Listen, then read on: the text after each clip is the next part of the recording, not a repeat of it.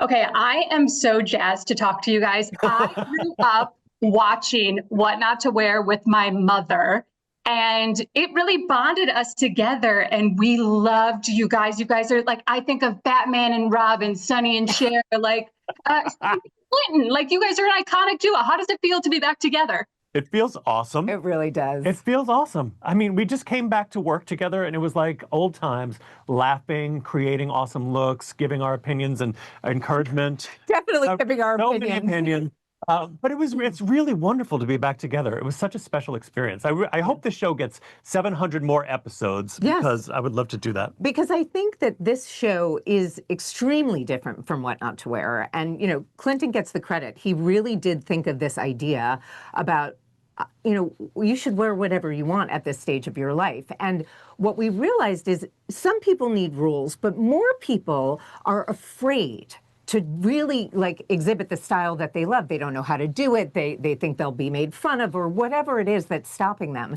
And we really try to get to the root of that problem to help them overcome it. So we're not, you know, dishing out rules and like making people try things on for nothing. We want you to tell us, you lead us, and we're there for support.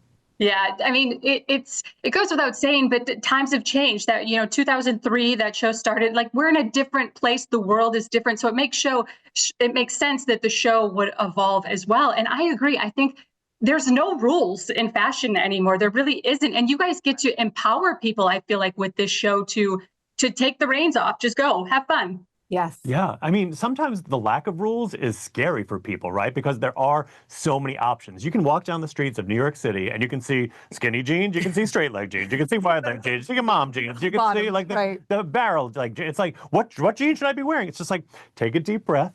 Think about what you want to be presenting to the rest of the world. That's what the show is about. Yeah. Who are you? Who do you want to be projecting to the rest of the world? And let's do that. So, you know, it's exciting to be able to craft a style for somebody. And it's a little nerve-wracking for them, but we get to road test it with them. Like, we send them out in the world in their new look and say, like, what do you think? Did we get it right? You know, do you feel more empowered? And, you know, it is funny when you think about it. So much in fashion changed even while we were doing What Not to Wear. Mm-hmm. But really, I think, you know, the advent of social media, the fact that everybody can be an influencer in terms of their look, if that's what they're looking for, is why our expertise isn't as necessary, isn't as important to the show as us really being there to help guide people towards the look that they want.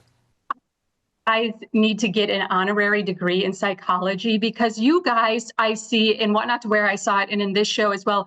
It's really the way you guys are able to totally change people's opinion of themselves and just get them to look at themselves different. It's incredible. I mean, can we get you guys an honorary degree, please? We've been asking, like, we put it out in the universe 23 years ago. Why do we not have a degree in psychology from Harvard or somewhere at this point? You know what's so funny? I'm married to a psychologist, and you know, and often I'll be at dinner with other psychologists, like a table of everybody but me as a psychologist, and they're like, "Wow, you know a lot about human behavior." I'm like, "I know. I hosted What Not to Wear for 10 years." I mean, we've met all types, that's for sure. We really have. We could really diagnose. Guys, that is so true. It's so true. I saw it on What Not to Wear, and I know we're going to see it again in this show. So people who are getting ready to watch this, can they expect that same uplifting feeling, you know, as they left with What Not to Wear? I mean, I think so, for sure. And I think in some ways it's even more profound because it isn't just the way they look, it is who they want to be. And it's very different than just being like, look at me, I got these great clothes. And then you go back to sweatpants a week later, right? We're really trying to make people feel the way they've always wanted to. And that's a lot easier to keep up with than something you just feel forced into. Yeah, I mean, I think a lot of people, you know, think about What Not to Wear being an uplifting show, but also people like remember us as being really snarky. Yeah. And, you know, that was all in good fun. Like, everybody who was on the show knew what they were getting themselves into, and so it was all in good fun. We're not as snarky in this show, but that's because I don't think we're as snarky as human beings as we were when we were in our 30s, for example, So you're just getting like this version of us that really wants the best for these people, and that was always there under the surface of What Not to Wear. And I think that if you liked What Not to Wear, you'll love this show. And it feels right for the time. Yeah, it's like the 180 that has happened between 2003 and 2025. And we say we're sort of making over the makeover show. It's because it doesn't mean you don't get made over. It's that you are leading the charge.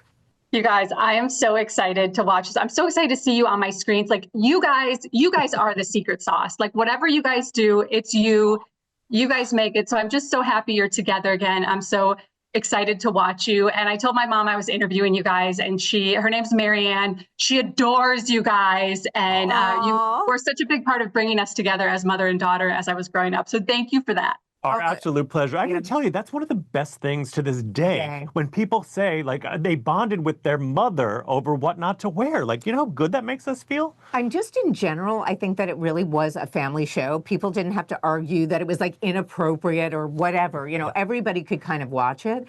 And I think that the same sentiment that was in What Not to Wear is really amplified in Wear Whatever the F You Want. And I'm hoping that it does the same thing for families like mothers and daughters or sisters or whomever to be able to sit and watch on other sides of the country and be like, oh my God, did you see that?